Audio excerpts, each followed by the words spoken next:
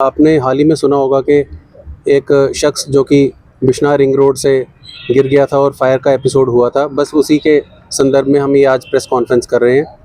तो मैं आपको बताता चलूं कि 9 दिसंबर का ये वाक़या है कि पारस शर्मा नाम का लड़का कुछ चंद लोगों के साथ एक गाड़ी में आ रहा था और रास्ते में एक राजकुमार अलियास बब्बू नाम का जो लड़का था वो भी गाड़ी में आ रहा था। और जब आपस में, क्योंकि इनकी पुरानी राइवलरी थी, जब इन्होंने एक दूसरे को देखा तो बब्बू ने पारस को वेपन दिखाया और उसी के चलते जो पारस है गाड़ी से उतर गया। और जब वो गाड़ी से उतरा तो वो फ्लाईओवर की तरफ चला गया और फ्लाईओवर, क्योंकि वो डरा हुआ था काफ़ी, शायद उसको कट्टा वगैरह दिखाया था और वो फ्लाईओवर से लटक गया।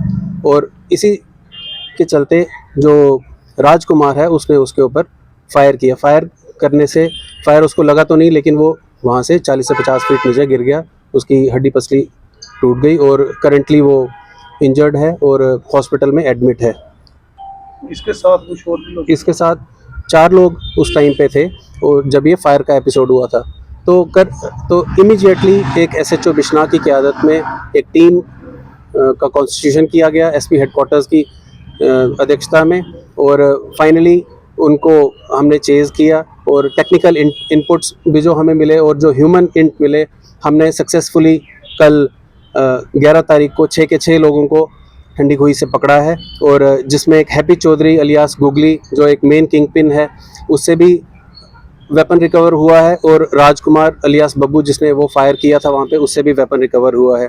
ये आपको मैं बताता चलूँ कि हैप्पी चौधरी जो है मकवाल का रहने वाला है और ऑलरेडी 6 FIRs इसके ऊपर ऑलरेडी लॉज्ड हैं। और उसके बाद जो राजकुमार अलियास बब्बू है ये सतवारी का रहने वाला है और ऑलरेडी इसके ऊपर 3 FIRs लग चुके हुए हैं।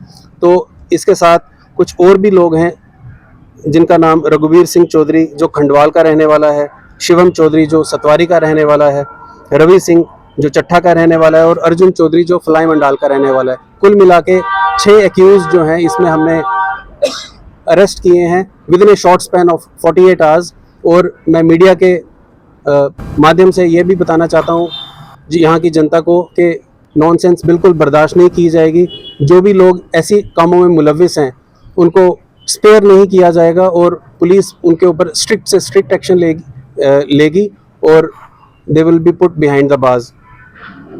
इसमें सर कोई पुरानी रंजिश है या कोई लेन देन का मसला सामने कुछ नहीं? देखिए, इनिशियली तो ऐसा लग रहा है कि कोई पुरानी रंजिश थी जिसके चलते ये, क्योंकि एक दूसरे को जानते थे तभी ये वारदात हुई है। अभी this is subject matter of interrogation, अभी हम इंटेरोगेट कर रहे हैं। इसमें जैसे ही कुछ फैक्ट्स निकल के आते हैं हम आपके साथ साझा करेंगे। पारस की बात करें वो पकड़ने के बिल्कुल करीब, बिल्कुल आपने बिल्कुल सही बोला। और जो लहू गुज्जर का भी रिसेंटली टाकरा हुआ है पुलिस टीम के साथ, उसमें SHO सुशील चौधरी बिल्कुल फॉलो कर रहे थे और हमें जो इनिशियल इनपुट्स थे उसकी तरफ से हमने बिल्कुल एक जो ट्रैप लगाया था उसमें वो निकलने में कामयाब हो गया। लेकिन जो भिड़ंत हुई वहाँ पे उसमें उसने फायर निकाल दिया और ये बड़ी एक ऐसी चीज़ है कि जिसमें मतलब जानो माल का भी नुकसान मतलब रहता है।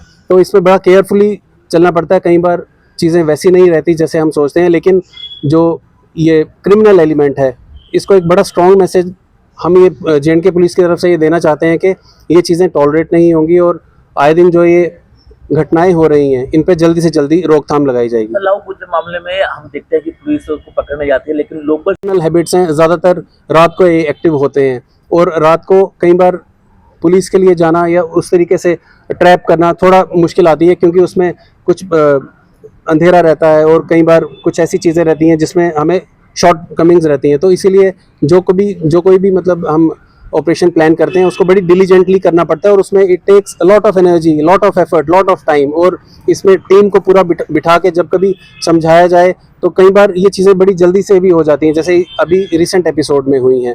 तो जो भी है इसमें हम मतलब पुलिस सक्षम है और पुलिस आने वाले टाइम पे उसको भी बिल्कुल जल्द से जल्द पकड़ लेगी।